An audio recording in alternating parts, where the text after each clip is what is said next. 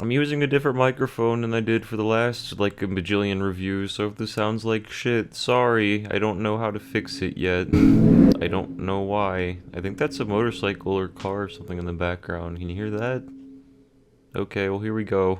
I worked on a video for Yooka-Laylee for months and decided to scrap it entirely for 2 reasons. One, A Hat in Time came out and it consumed my life because it's so fucking good. Two, the video really wasn't very much fun actually to watch at all. It was pretty boring if we're gonna be honest. A Hat in Time is an awesome game. It has one of the smoothest and most consistently satisfying control schemes I've ever had the pleasure of messing around with in a game. Messing around with it is rewarding because each stage is loaded with collectibles that lead to several goals within the game. Nothing feels like a handout either. The stages are designed around your movement, and even with a very minimal amount of worlds to choose from, A Hat in Time still has loads of variety with its missions. Even the bigger worlds never get too confusing. There is a world in this game that is literally just open world, but every chunk of this also has its own missions and every section is identifiable on its own. Humor has always been a hard thing to keep rolling through the entirety of a game, and Hat in Time has it to the heartfelt end. Memorable characters, great voice acting, stellar visuals done by a team of fucking art geniuses, well-organized hub world, fun upgrade system, and even a fucking downgrade system that's fun. A Hat in Time pretty much just has it all, as cliche as that sounds. How good this game is actually pisses me off, because in April of 2017, a tumor of a game ripped my soul out of my chest. Take all of the great things that A Hat in Time has to offer that I just mentioned and knock it down at least 2 notches on the fun meter, oh, and add in a couple of glitches and a bunch of fourth wall breaking bullshit, and yeah, you pretty much have Yooka-Laylee in a nutshell, I guess. Yooka-Laylee is not even the worst game in the world, albeit massively disappointing. Sonic will have it beat in that department for ages to come. But people keep comparing these two fucking games to the point where people are afraid to look at the Mona Lisa because of the mere existence of Ringo Starr's MS Paint job. If you enjoy Yooka-Laylee, that's great. I think there are plenty of things to enjoy in Yooka-Laylee. For example, a great score and some pretty fun boss fights every now and again. I get if you're not into Hat in Time. Actually, I don't at all. You're fucking nuts if you're not into Hat in Time. But we're all entitled to our opinions. But hey, just real quick, name the similarities between Mona Lisa and whatever the fuck this is. They're both art.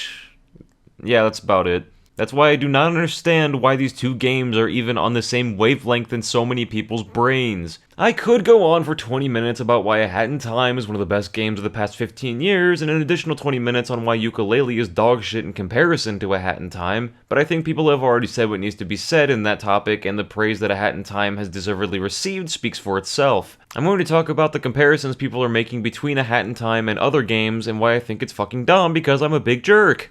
Fuck you! Oh, sorry, I need to actually talk about the game in question here, not just yell obscenities and shit. That would be bad to do that. This isn't some kind of childish let's play where I have to rely on fart jokes and foul language to entertain you people. Sorry about that. Alright, let's try it again. Okay. Here we go. So Yooka-Laylee has this one feature in it that I really wanted to talk about because fuck you! I was so excited for Yooka-Laylee that was this big crowd-funded project, and it was created by titans of the game industry, the arguable godfathers of platformer development. I got 35 hollow hours of walking around in a field and doing chores. Yooka-Laylee and A Hat in Time are both independently developed, crowd-funded, and they're both 3D platformers.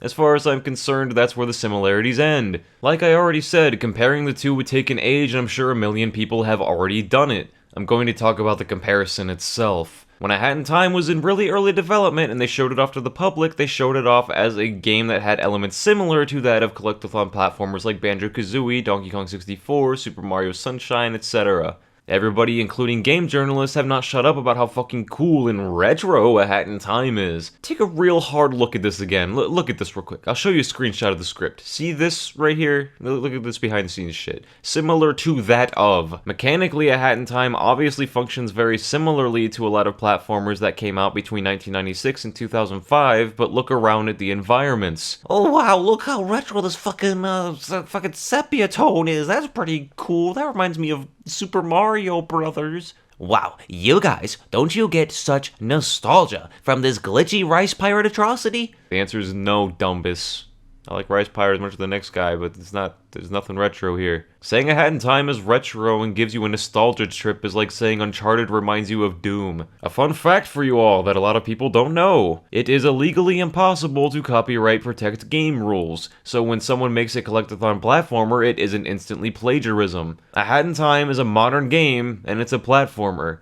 They had to say what games it was similar to, so you asshats would even give it a second look. Upon the first mission, I thought to myself, oh, this isn't pandering nostalgia garbage at all, this is a brand new game! Apparently, I was alone here. Yooka-Laylee has to constantly remind you that it is a spiritual successor to Banjo-Kazooie because they forgot to make a fun game. A Hat in Time knows it doesn't need that. Don't fear laser tag because there was a school shooting in your area a few months prior. The two things aren't relevant to each other at all, not even at all. Why do I even have to, why am I even making this fucking video? And while we're on the topic, A Hat in Time does not look a goddamn thing like, oh, well, hey, this stage looks kind of like the Super Mario Sunshine a little, doesn't it? I would love to dispute this comparison, but anyone with a brain who has played Super Mario Sunshine or either of the Galaxy games can see the similarities. Actually, I haven't even played a half hour of Sunshine myself, so I guess you don't even have to play Sunshine. A Hat in Time starts you off on a water level, and again, it's a collectathon platformer. Also, whenever Hat Kid grabs a timepiece, the game does the thing that Mario did in Mario 64, and Sunshine, Galaxy, Galaxy 2, Super Mario... Oh, no. I don't want to talk about that one. Let's not talk about that one. We'll get over that one with some therapy. Now, this comparison is far less stupid than the Yooka-Laylee one. I believe any game can be compared to any other game, and this is healthy to do as a consumer, especially if you want to work in game development in some way. I'm not saying comparing A Hat in Time to the king of platforming is stupid or pointless, because I feel the opposite way. But it kind of makes me a little mad that people can only associate games with other games, especially when it's independently developed. This is why games like A Hat in Time don't get the credit or renown that they could have, because instead of the older mentality from when I was a kid, where people go, oh, this game is cool, I want to play the cool game. There's so much out there that we make comparisons to narrow down to the most hair-thin detail what we want out of the media we consume. If I didn't say, why not, and buy A Hat in Time on release day, I would have never had all the fun this game has to offer. I'll admit, I'm not completely above it though. The whole time I was playing this game, I was thinking about how much it beats the shit out of Sly Cooper, but that was in relativity to my own opinions. People poise these contrasts in their minds as fact and get pissed when you disagree. And I just want to have a peaceful fucking debate about game design. Ugh. You look at the ocean. What do you see? Oh yeah, this is a video, so you can't answer that or point out the pun that I tried to avoid just now.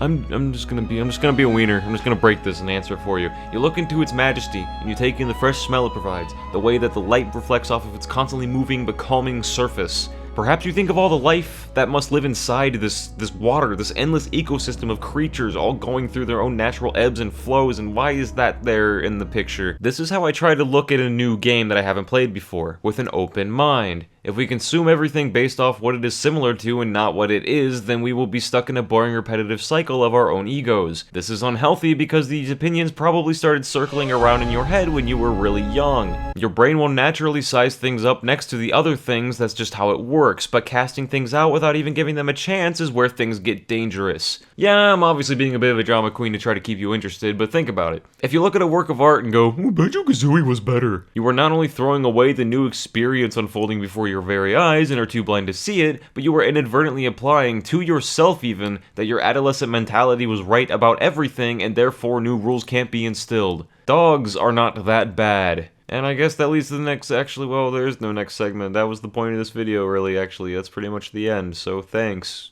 Go watch some other stuff. Or play Hat in Time. Or do your homework. You are still in school, right? Mm-hmm. Yeah? Well, Claire just doesn't appreciate all the things you do for her, I guess. I think that's really it. I mean, to be fair, that's between her and David. I don't think you have all the pieces of that. Yeah, sorry. Yeah, can you just like text me about this later? I gotta go play more Hat in Time. I just forgot how good this game is. See ya.